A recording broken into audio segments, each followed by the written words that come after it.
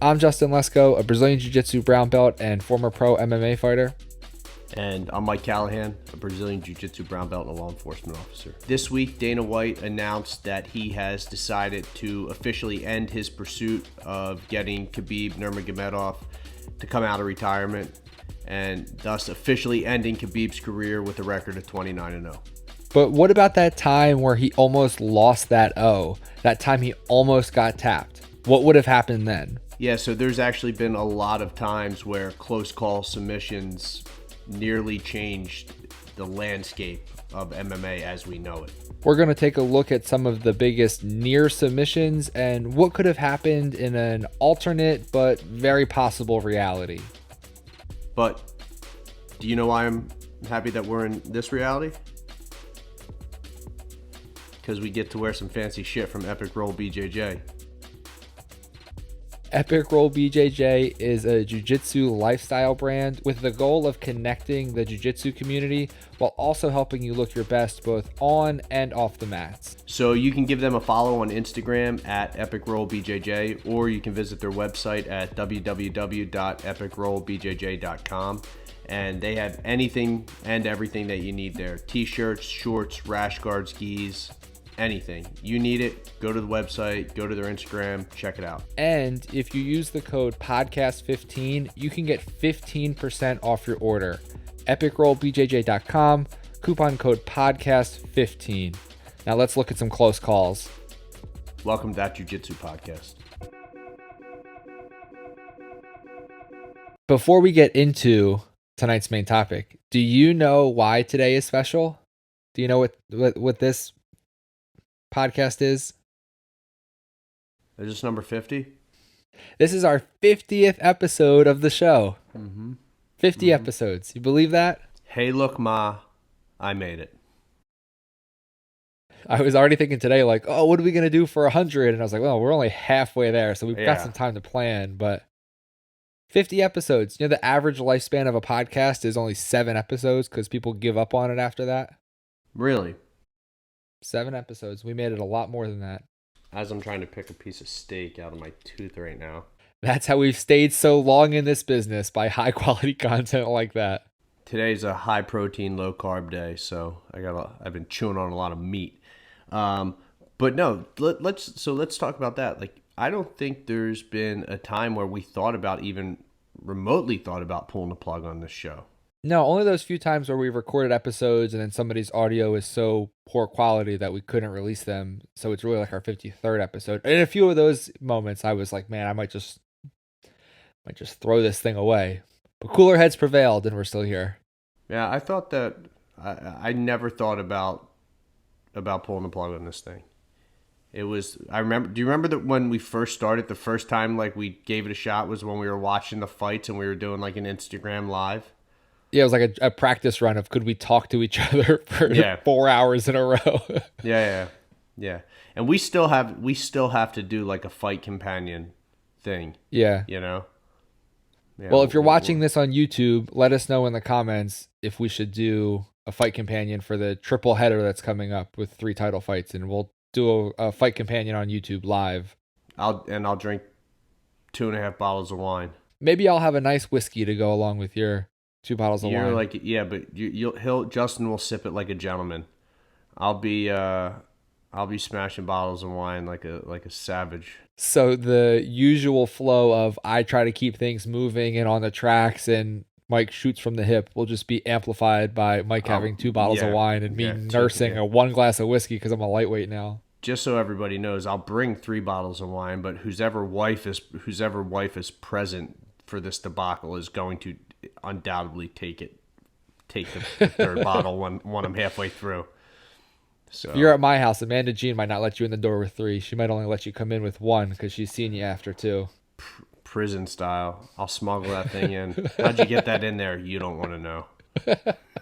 I've got a good idea, but I don't want to talk about it. Anyway. Let's get right into the main topic for tonight. You know, with Khabib retiring, and a lot of talk about his record was like he's retiring at 29-0 and not going for 30-0. But then I just was flashing back to The fight with Dustin Poirier, when Dustin Poirier had a very deep guillotine, It was and tight. there was a moment where I thought the fight was about to be over. And I think if that fight had ended with Dustin winning, as I'm going to lay out in a minute, I have reason to believe Khabib would have never fought again after that. But just in case anyone missed that fight, as we always try to do, a quick recap.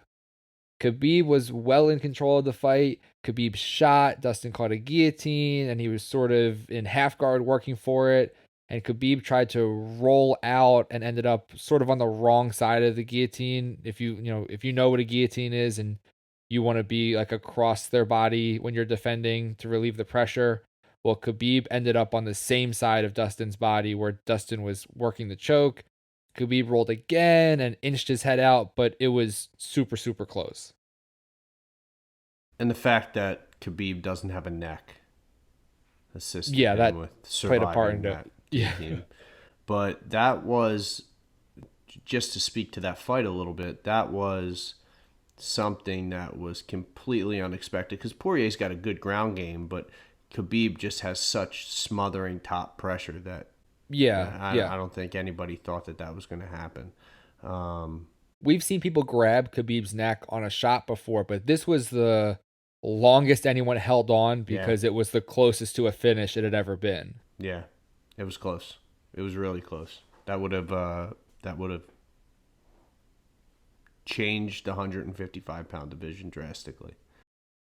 Yeah, so if we stray into alternate reality for a second, so this fight we're talking about with Dustin Poirier was September 2019. Khabib's dad got sick the following May, in May of 2020, and he passed away in July of 2020. So then Khabib somewhat begrudgingly comes back and fights Justin Gaethje after his dad had died.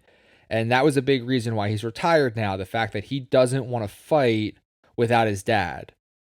But he still came back to fight Gaethje. But you would figure if Dustin Poirier had won via that guillotine, Khabib deserves an immediate rematch and probably would have gotten it, especially because he was so well in control of the fight before the choke. But if his dad passed away, like if they didn't do that immediate rematch quick enough, and then his dad passed away off of a loss, and he doesn't have a perfect record he's protecting, I don't know if he would come back and fight again. He would have came back, especially given the fact that he wasn't losing that fight. He was beating the shit out of Dustin Poirier. That was Dustin Poirier's lone bright spot in that match. It's not like he got his ass kicked the entire fight. If he would have lost that fight, I don't give a shit what the circumstances are. I think he comes back just to try to avenge that and set the record straight on it. Could be I wrong. don't know. I think you're over. And again, I'm not Khabib's psychologist, and neither are you, and I'm not friends with him, and neither are you. So this is just Speak for speculation. yourself, nerd. I mean, he's not answering my DMs. I don't know if he's answering yours, but we're just speculating because we're in alternate reality now, and that's a fun place to be sometimes. I think you're underestimating the effect of losing when you're Khabib, who's 29-0, who's, according to most people, has never tapped in the training room at AKA. He's never lost a round sparring or in a fight. You pair that loss with the loss of his father, which obviously has affected him greatly. I don't know that he would come back and risk another loss. I don't know, but it would have obviously, like you had said, shaken up lightweight considerably. Okay, I just want to go on the record here and say I could not. There's no way that I could more strongly disagree with you. I could not strongly disagree with you any more than I do. There, the strength of my disagreement with you is just unparalleled right now. You're talking nonsense. I think Dustin Poirier as the champ, I think even if he finished that guillotine and they did fight again, Khabib would just be more careful of the guillotine and would have Yeah. just mauled him a second time.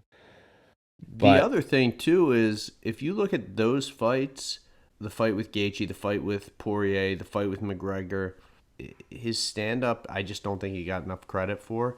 He just continued to walk people down. He was doing it to McGregor. he was doing it to Gaethje. We couldn't believe that he was doing it to Justin Gaethje. He was just walking through his punches and just walking them down. Yeah. Well, I think as Khabib became more popular and people knew who Khabib was and what he wanted to do in a fight, the ability that he had to take people down in his wrestling helped his stand up because you had to carry your hands a little bit lower Right. to prepare for a potential shot. You always knew that threat was there, so you couldn't entirely just treat it like a kickboxing match because you knew a shot was coming and you knew a pressure to the cage was coming. So he was, I think, a little underrated in his striking. He was a fantastic grappler, but the way he mixed them together. It's the George St. Pierre model. I know that we had, during our intro, talked about a bunch of close calls. So there's two that come to my mind right away. Both of them involved John Jones. One was when he broke it, when he dislocated his toe through the skin against Chael Sonnen. And the other Right. one We talked was about that when, a little bit before about that alternate path of if Chael could have survived the it first would have rounds, he been would have been the light crazy. heavyweight champion of the world. It Yeah. was crazy, right? But since we're talking about submissions, that arm bar that Vitor Belfort had him in when they fought, I think it was at like UFC 150 something. It was a crazy tight armbar. It was early on in the fight. It was an armbar from closed guard. They were dry. It was locked in. His arm was fully extended. How his arm didn't break and how he didn't tap is beyond me. Yeah, it was actually, again, if someone didn't see the fight, it was a pretty standard closed guard armbar Armbar. that Vitor hit. John had his arm around Vitor's head, like he was like almost like can opener position, like he was pulling Vitor's head in, and Vitor just spun his hips off and hit the armbar, and then John stood up right away, which made it worse. And it was deep and it was straight. And watching it live, I thought it was over. I thought that John's arm was about to get broken and the fight would be over, but John ended up surviving, and then he beat up Vitor pretty badly, and he got to like the mounted crucifix and hit an Americana. I don't know if there's ever been an Americana finish in a UFC championship fight, but that was crazy, that entire thing. And Vitor is somebody who has really good jiu-jitsu.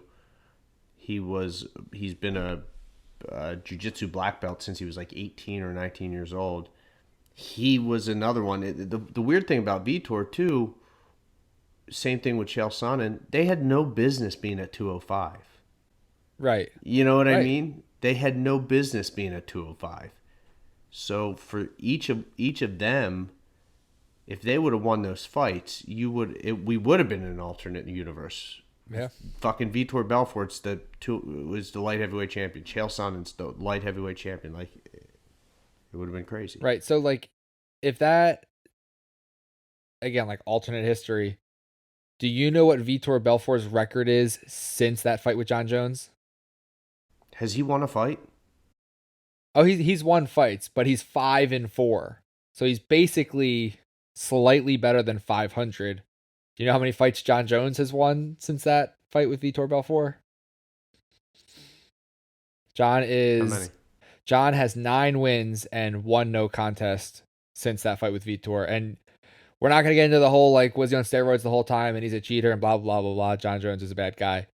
Well, for But what it's worth, fucking Vitor was juiced out of his brain in that fight too. So that's why you can save your YouTube comment. That's why we're not getting into it because the morals of one guy juicing worse and the other guy was probably juicing too. Like it's separate conversation. yeah. But if Vitor's the light heavyweight champion, again, John Jones probably gets an immediate rematch and he would probably beat him, but John might have broke his arm. Like if the fight ends because John's arm breaks, Vitor Belfort has to defend, and now John Jones is on the mend, and like there's so many different things that could have happened. But the bananas scenario where Vitor Belfort pulls off the huge upset, beats John Jones, and submits him, like Yeah. Yeah, I mean, like, I remember watching that fight, and he locked in that armbar and he's hanging off of John Jones's arm. John Jones's arm's fully extended. He's trying to like shake him off. Then he starts like spiking him on his head, and he finally got out of it. And from that point on, it was complete domination. But it was really close. Yeah. Usually I would say that that was not textbook armbar defense, but he survived and then, arguably the greatest of all time and won 9 fights since. But the one that I think about when we're thinking about close call submissions, the one that I think would have had the biggest impact on the history of MMA was Ronda Rousey versus Liz Liz Carmouche. Carmouche, yeah, I knew you were gonna say that. Um, that that fucking I don't even want to call it a choke because it wasn't a choke. That face crank was so fucking gnarly, right? Like it was Well, painful to watch. let me do my recap. Let me do my recap in case anybody missed it. The very first women's fight in the UFC was Liz Carmouche versus Ronda Rousey, and Liz Carmouche is a very good MMA trivia answer because she was the first female fighter to ever step foot in the cage because Rousey was already considered the champion, so she walked second. So the first female fighter in there was Liz Carmouche. Rousey had like a Kesagatami, and then Carmouche sort of came out the back and was working for like a rear naked choke, and it ended up pretty much just being, like Mike said, a really nasty neck crank, and Ronda was all twisted up, and it looked like it was really close. That's why we're talking about it, because it looked like it was really close. Rousey kind of bucked her off the top and then ended up finishing that fight and finishing Liz Carmouche and then, made the history that she made. But we almost missed out on that because Liz Carmouche almost ripped her head off quite literally. That was another that no one was giving Liz Carmouche a chance there, and when she got up on her back, she locked in a body triangle. She started face cranking her, and it just people are like, "Oh, it wasn't a choke; it's just a face crank." Like that's if you watch Gordon Ryan and Gary Tonin and those guys now, they are. John Danaher refers to these face crushes as strangles, Yeah. and they are excruciatingly painful. When I fought a fight to win, I fought against Steve Wilson, and I was defending the gi chokes against my neck, and then he locked up a face crank like a face crush, and it's excruciating. You feel like your jaw's gonna fucking dislocate. That that face crank that she had on Rousey was gnarly. It was gnarly to watch, and I'm sure that it was excruciatingly painful for Ronda Rousey. Yeah, she really had to gut her way just through that. Like, you can't. She did the right thing in defending and shucking her off the top, but when that thing is on there and cranking, like, it's on there for long enough that a normal person probably would have tapped. And, I say it had the biggest potential impact because Ronda Rousey as a person, as much of a fighter, I think is what really launched women's MMA to the mainstream, and people got behind her, and she was very marketable, and people liked her or hated her and wanted to watch her for either one of those two reasons. And no disrespect to Liz Carmouche at all. I think Liz Carmouche is a very, very good fighter, but since Liz Carmouche lost that fight to Ronda Rousey, she's 6-4. She now fights in Bellator. If she's your, like, Rousey was considered the champion, but if Liz Carmouche is your first real women's champion, I don't know how much star power she has to really go on a run, get the casual fan excited, and really push the sport. Would Rousey have maybe won a rematch and eventually become the champion and everything played out the way it's, quote unquote supposed to? Maybe. Or maybe Liz Carmouche has a boring fight the next one and a boring fight after that, and Dana White's putting them on the prelims, and there's no women's headlining cards, and we don't get my favorite Amanda Nunes. Like, Yeah, they the UFC built Rousey up, but she already had a massive following when she came over from Strikeforce. And yeah, that's another good point. if you remember, Strikeforce had built her up, and then the UFC bought Strikeforce, and or Zuffa bought Strikeforce, and they did a couple shows while they owned them. So they were still, the UFC was promoting her while she was still with Strikeforce, but bringing her in, just giving her the championship belt, putting her on a main card, and they were just building upon this already massive following that she had. I don't know if Liz Carmouche was at the time as marketable as Ronda Rousey. I don't know if women's MMA takes off if she wins and there's the marketability issue, but it was fucking close. It was really close. It was really close. And to your point, I wasn't even thinking about the fan base Ronda already had, but you're right. She absolutely did. People knew who she was. The casual go to Hooters to watch the fights person might not have known who she was, but I hate using the word like a true fan or a hardcore fan, but like a person more invested in the sport Yeah. would probably know who Ronda was. Probably wouldn't know who Liz Carmouche was. I don't know what their Instagram wasn't a thing at the time. I don't know what their Twitter followers looked like at the time Right. of this fight, who had more and what the numbers were, but there definitely was more there for Ronda to launch to be a star. And I don't think Liz Carmouche would have. And again, no disrespect to Liz Carmouche. I do think she's a very good jiu-jitsu Yeah. competitor. I think she's a very good fighter, but Ronda Rousey is Ronda Rousey and everyone else was kind of everyone else. But I have a unconventional pick for my next close call. Do you want to try to guess what it is? Do you want to try to guess? What division? 170. And is it a submission? It's a close call submission. I don't know. You don't know because it was a really boring turn of events, but Stephen Thompson surviving the guillotine against Tyron Woodley in their first title fight.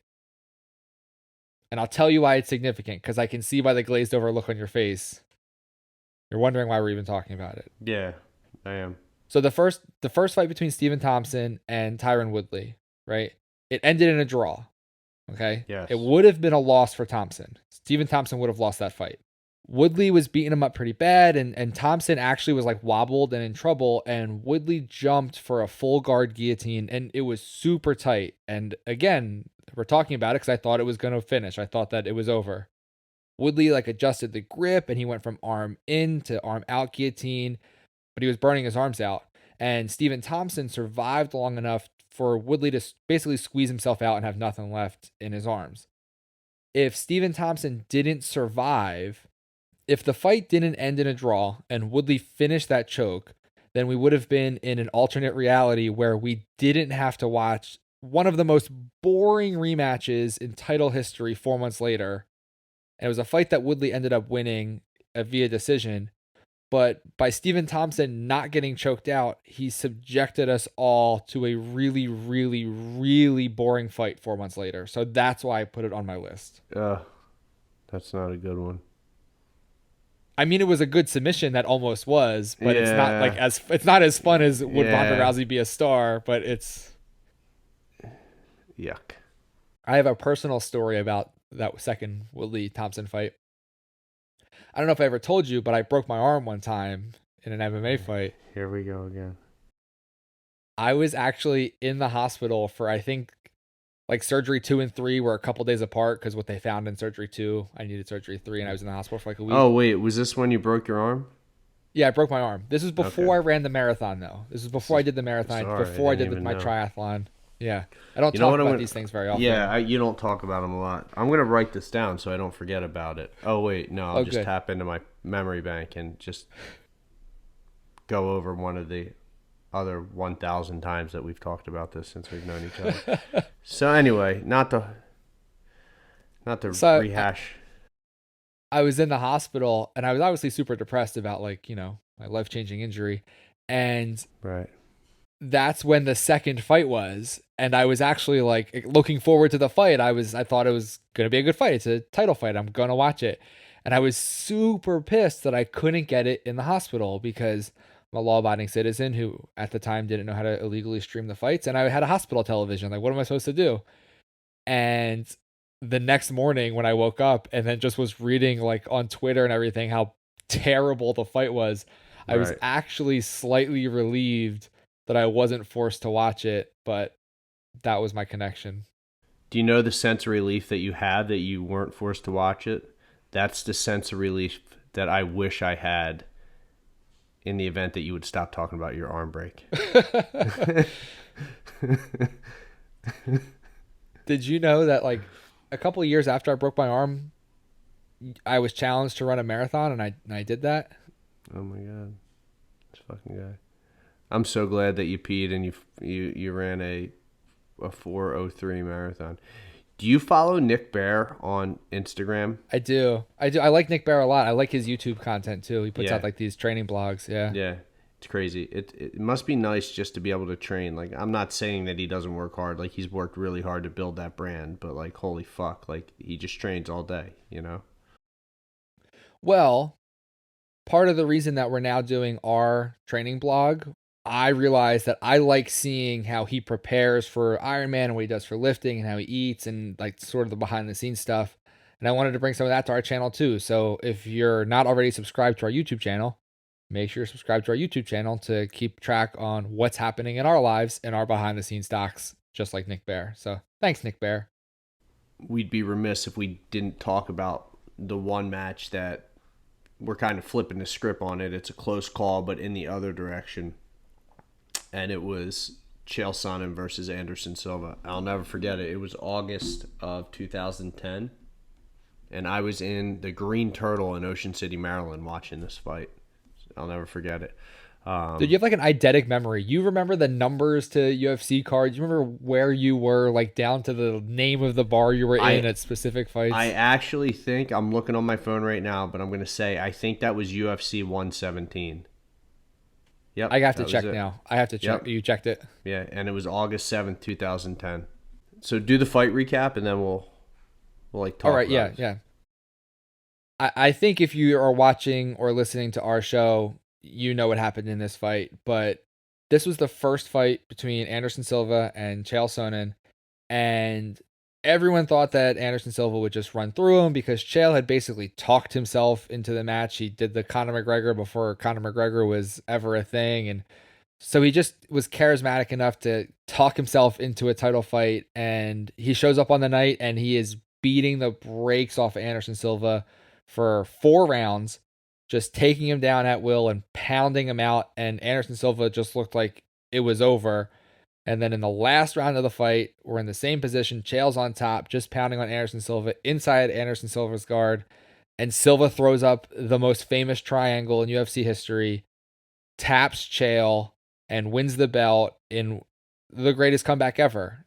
And like Mike said, it's sort of the opposite because if he didn't hit that, then we'd be in an alternate universe. Chael Sonnen in our second alternate universe, this time winning the middleweight title off of Anderson Silva. Yeah, he was dominating the entire fight. He was even dominating him in that round where he got caught in the triangle. Yeah. Chael Sonnen was a absolute monster at 185 in his prime. And I know we're going to hear about the steroids and the TRT, but looking at how he performed, he was beating Silva up on his feet that fight. He was taking him down at will. He was a savage. And there's an argument that he was a long-standing number 2 in that division. So if he gets past Anderson Silva again after that, who knows what happens? Who knows how Yeah. long he holds on to that belt for? Who knows? Yeah. So Well, Anderson Silva did come back and beat him in the rematch a couple years later, but it was, they were both different men at that time with I watched different that fight in substances in their Buffalo. body. I watched that fight at Buffalo Wild Wings on Lincoln Highway in Middletown Township. I'm going to start texting you random dates and say, hey, what was the weather on this day? Yeah, And see if you remember. yeah, it's crazy. The one notable thing about that triangle was Chael tried what I like to refer to as the Brazilian tap, where this might be difficult to explain audio only, but if you're watching the YouTube video, like you don't tap like you're tapping out. You like tap in the sense of like you're grabbing where you're tapping and leave your hand there in hopes that your opponent thinks you tapped and lets the submission go, but it And then wasn't you can enough be of the like, I tap didn't that tap. Yeah. yeah, and it wasn't enough of the tap that the referee would be like, he's tapping. And it didn't work. It didn't work at all.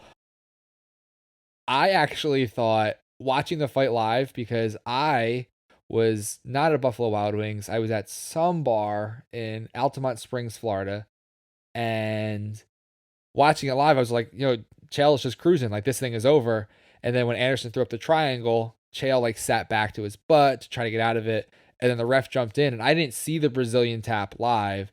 And I was like, oh my God, this ref just blew it. The ref just jumped in. There's no reason. And then obviously there was a reason, but greatest comeback of all time. Yeah, it was crazy. I'll never forget it. It was crazy. I have a couple honorable mentions.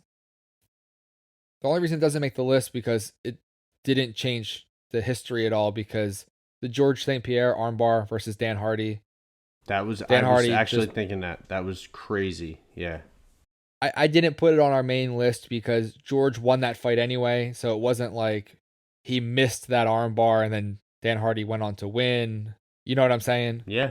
Travis Lutter had a really tight armbar against Rich Franklin. Again, it was right after Rich Franklin lost the title. It was extremely tight. Franklin hit a high-level escape to get out of it, but you see this all the time. Like, they're, maybe not, they maybe wouldn't alter the history or the landscape of a division, but they're fight-altering moments for sure. Yeah. I also had on here the Rampage Slam in Pride, partially just because what a cool moment, and I want to put it up on the YouTube video. But if you haven't seen it, yeah, exactly. Yeah. If you haven't seen it and you're not if you're only listening, you're not watching the YouTube version, go on YouTube and, well, you should watch this show on YouTube to give us some views and some watch time. But if you just want to watch that clip, just Google Rampage Jackson Slam. Yeah, it'll be the first 10 results on YouTube.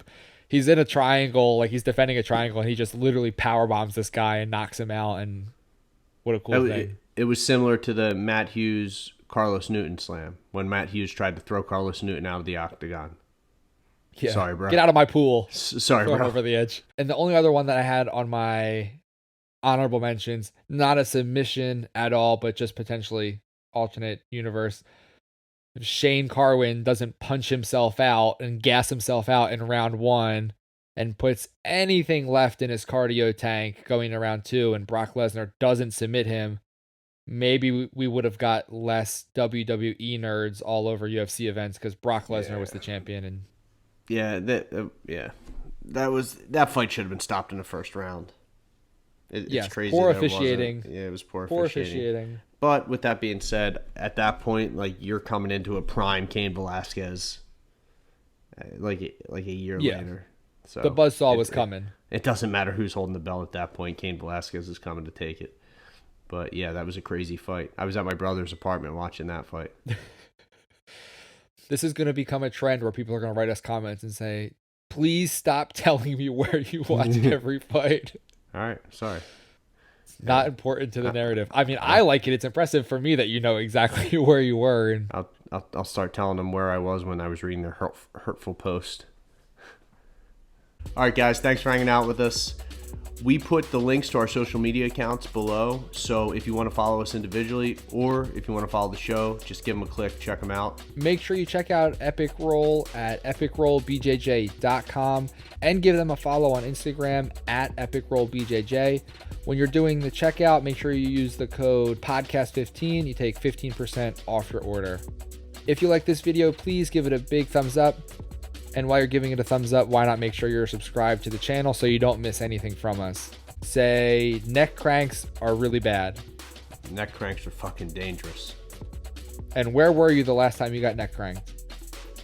I was on the stage at Fight to Win 52 in October of 2017.